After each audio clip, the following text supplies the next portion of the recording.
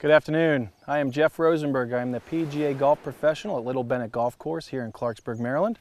Today I wanted to go over some insight into improving your short game. A lot of people have come to me, saying, "Hey pro, I'm hitting the ball great, but I can't break 90 or I can't break 100." So we talk about what's ailing them the most, and we always boil down to the short game. So I want to give you a little help on your short game today.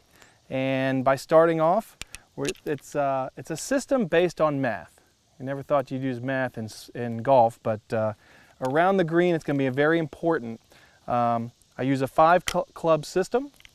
I'm here to show you the clubs that we do use. We have a 9-iron, a pitching wedge, a 52-degree gap wedge, a 58-degree sand wedge, and a 62-degree lob wedge. Now, not all of you have these clubs. You may only have 3 of them, but I wanted to show you the use of all of them so that you can see the differences and see the benefits of having different clubs in your bag. If you don't have these clubs in your bag and you want to get them, please see your local pro at the Montgomery County Golf Courses and we'll get you the clubs that you need. What I say about math, and my most important, Mr. Assistant, if we have a golf ball, it might be 5 yards off the green. We're going to put it down here, a nice good lie for the present being. We want to really emphasize the difference and the most important aspects of the shot in relation to air time and ground time. A lot of people, when they see a shot from here, they'll make a big swing, they'll try to land it halfway there, and for some reason the ball keeps going past the pin and they want to know why they can't stop the ball close or why they can't save par. The biggest factor is understanding how far you want to carry the ball and to what spot. I've seen many good players not even focus on where they want to land the ball. They just go by feel. But for you out there, I want to teach you that you have to look at your landing area. That's your spot that you want to hit to. The other aspect of the shot is the ground time. How much roll are you going to account for? So what I do as far as math, before I take a club, I'm actually going to take the time to measure the shot that I want to do. So from the golf ball here, I'm going to take steps 1, 2, 3, 4, and then I say 5, because basically I want to land the golf ball within the first 10 feet of the putting surface. The golden rule about short game is get the ball on the green as soon as possible so that your ball can land and roll to your target. So roughly 5 steps to where I want to land it. The rest is going to be 6, 7, 8, 9, 10, 11, 12, 13, 14, 15, 16, 17. So the first 5 out of 17 is going to be roughly a third. So when I use my system, the 9-iron is going to be in the air about 20% of the time. It's going to roll about 80% of the time. The pitching wedge is going to be in the air about a third and roll out 2/3. The gap wedge is about 50-50 and so on. So that when you get to the lob wedge, that's about 75 or 80% in the air and it's going to roll less. And the reason that it rolls less is because of the loft. So with each club's difference in loft accounts for the difference in the amount of roll or the amount of air time. So this shot being a lot more putting surface to work with, we're going to go with the pitching wedge. Now, to make your job easier in selecting the club, you can see that I have very little rough to carry versus the amount of green. So immediately you don't have to take your lob wedge or sand wedge out of the bag. So that's going to help you with club selection. You don't need to beat yourself up if you're going to use a pitching wedge or 9-iron. But in the lessons that I give, I find that many people just select one club and they're having a hard time, so they have to do a lot of different strokes to be successful. What I preach is one simple stroke so that you can just change clubs based on the shot that you need. So we have 2 flags on the green and I'll do different shots. I'll show you those different shots, but I will make one stroke and I'll show you with different clubs and hopefully we can show you the success of that shot. When I get set up, I'm inside shoulder width because I don't want a lot of lower body action. I'm also going to have a little bit of a grip down on the golf club for control.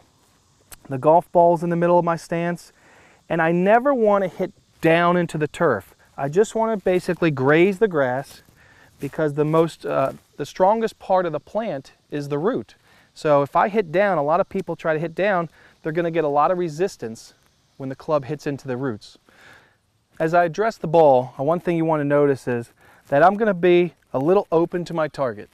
If I was perfectly parallel, I call that being 12 o'clock to the target line. So I open my stance a little bit, which feels like I'm till 11 o'clock. That's going to get my left hip out of the way, and it's going to enable me to have an easier time to let the golf club finish the stroke.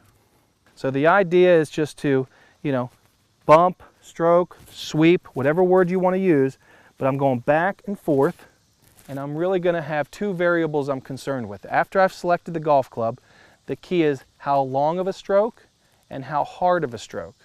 Those are the key factors. From here, that's just through practice, but from here, I basically take the club back about knee high, and I want to match the follow through. So let's just give it a try.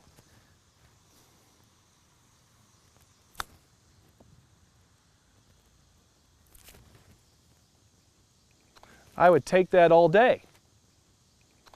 Also, when you're doing your short game, you want to get your stance, like I said, a little open, which is a little left. That'll enable you to follow through easier. But the golf club has to be on its swing plane. Swing plane is going to feel like it goes back and almost back to the catcher if you know baseball. A lot of students I see whip the club inside, and when they come, they're going to hit it right of the target. So when we take the golf club back, we want to get it, even though it's a small swing, it's got to be on its swing plane, which is going to be a little bit more back and up.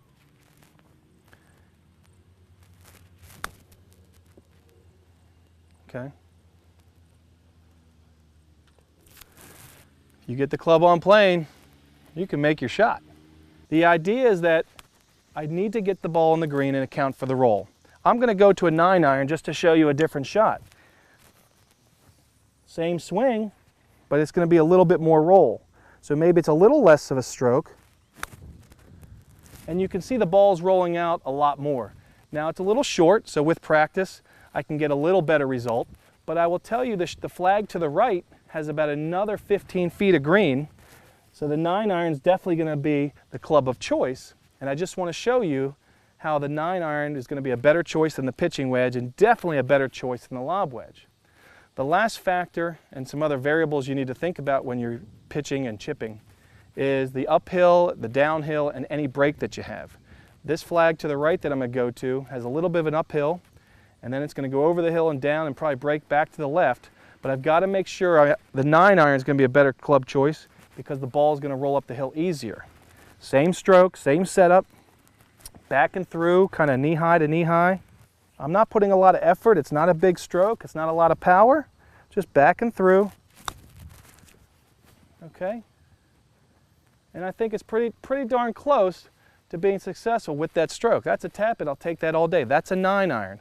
A lot of people are going to use a lob wedge. They see Phil Mickelson and Tiger and all the guys on TV, using these lob wedges and trying to create a lot of spin. Well, I say spin is the enemy around the green. You cannot count on spin.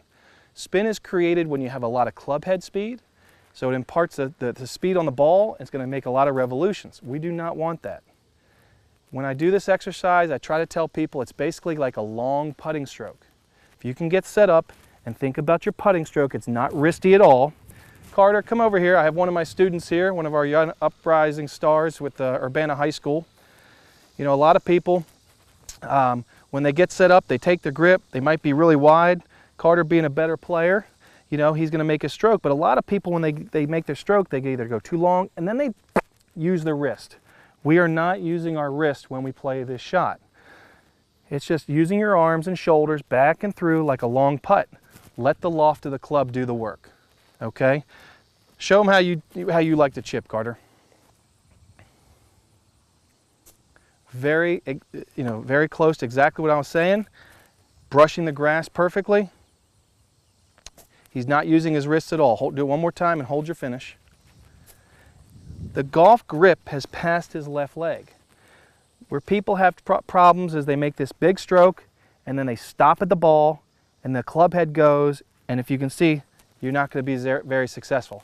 That will give you a lot of balls that go screaming across the green, and you end up back and forth, making doubles and triple bogeys and getting very upset. Thank you, sir.